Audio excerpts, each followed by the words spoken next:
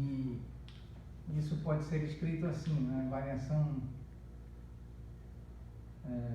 aqui, número de mols, constante universal dos gases, logaritmo natural, e este resultado nós obtivemos em aulas anteriores em detalhes. Aqui estamos somente usufruindo. Volume final dividido por volume inicial. Pois dentro do recipiente o gás aumenta de volume, sai de volume inicial e evolui para um volume final maior do que o volume inicial. Muito bem. E aqui, por que nós utilizamos essa expressão? Pelo fato de que a entropia é uma função de estado termodinâmico e, por consequência, ela depende única e exclusivamente do ponto de configuração termodinâmica inicial e do ponto de configuração termodinâmica final, não dependendo das trajetórias de evolução termodinâmicas execuíveis, eventualmente execuíveis, realizáveis, factíveis ou possíveis. Então, aqui, nós podemos escrever essa variação de entropia do gás usufruindo do modelo para o processo reversível, embora este seja efetivamente irreversível. Isso é igual ao número de mols, constante universal dos gases, logaritmo natural de volume final dividido por volume inicial. Então, nós percebemos na figura apresentada na aula imediatamente anterior a essa, que o volume inicial é menor do que o volume final, ou seja, o volume final ocupado pelo gás é maior, uma vez que existe uma expansão livre do gás e necessariamente, de acordo com a teoria de cinética dos gases, conforme a teoria cinética dos gases, o gás ocupa naturalmente, ele evolui de modo a ocupar todo o volume disponível. Então aqui o volume final dividido pelo volume inicial é necessariamente maior do que 1.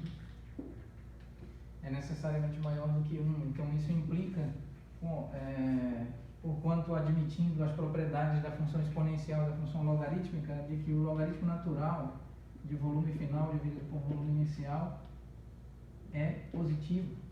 Então aqui nós sabemos que N é o número de mols do gás e R é a constante universal dos gases.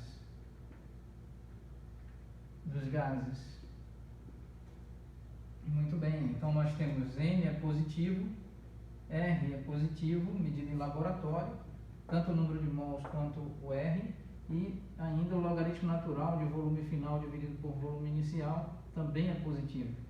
Isso implica que essa variação de entropia do gás para esse processo do tipo irreversível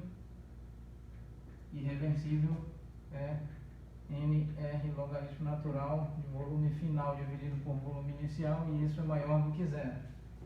Então, como nós verificamos que a entropia da vizinhança é igual a zero, a variação de entropia da vizinhança é igual a zero, então, nesse caso, nós vamos escrever a entropia desse universo termodinâmico formado pelo gás em sua respectiva vizinhança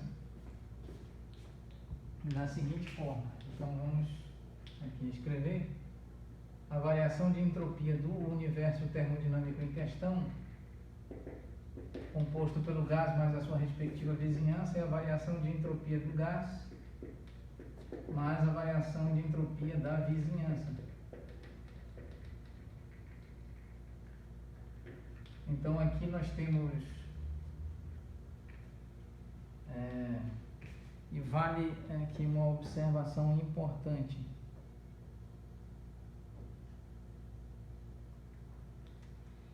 Muito bem, então aqui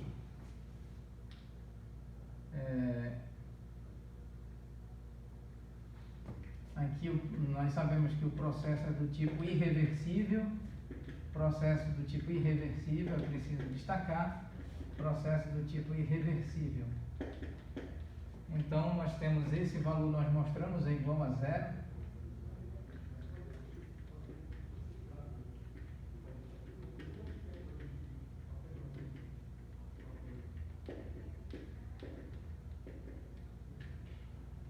E então, a variação de entropia desse universo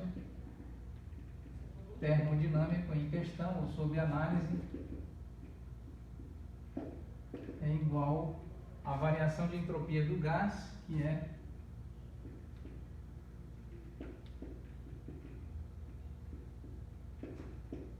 igual a NR, logaritmo natural de volume final dividido por volume inicial.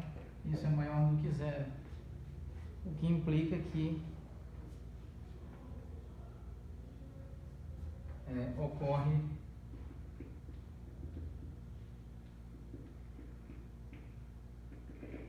portanto, ocorre aumento ou crescimento da entropia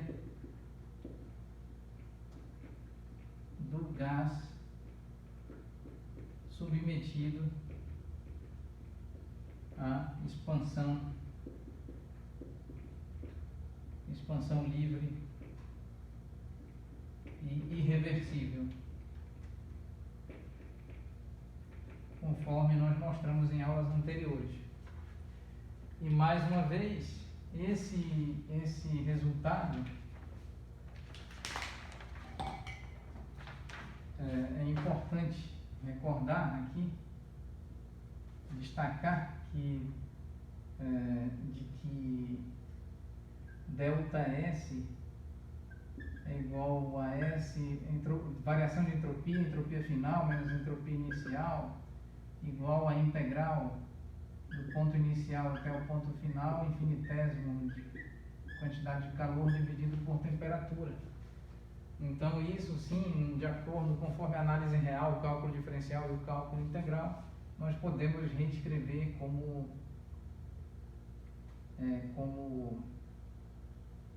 infinitésimo, como poderíamos escrever? Vamos aqui mostrar, assim, considerando que a temperatura é constante, então essa integral de I para F, infinitésimo de calor dividido por temperatura, é 1 dividido por temperatura, integral de I para F, infinitésimo de calor, então isso gera delta Q dividido por T, ou seja, Q final menos Q inicial, calculando a integral dividido por T, é delta Q dividido por temperatura. E por consequência,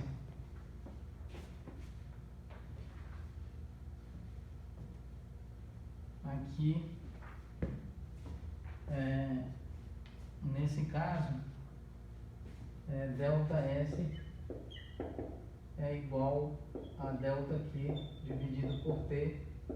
Então isso implica que delta S da vizinhança é igual a 0 dividido por T, que é igual a 0. Por isso nós consideramos a variação de entropia da vizinhança para o processo irreversível como 0, pois lembre-se que delta Q é igual a 0, as paredes são do tipo adiabáticas e não há troca de energia térmica entre a vizinhança e o meio interior, ou seja, onde está o gás, e entre o gás e o meio, não há transferência do meio exterior para o gás ou do gás para o meio exterior, não havendo troca, portanto, delta Q é igual a 0. Então nós percebemos que ocorre aumento ou crescimento do valor da grandeza entropia desse gás submetido à expansão livre e irreversível, do tipo irreversível. Então, vamos encerrar a aula neste ponto e retomaremos oportunamente, dando prosseguimento ainda a essa discussão sobre entropia. Muito obrigado a todos.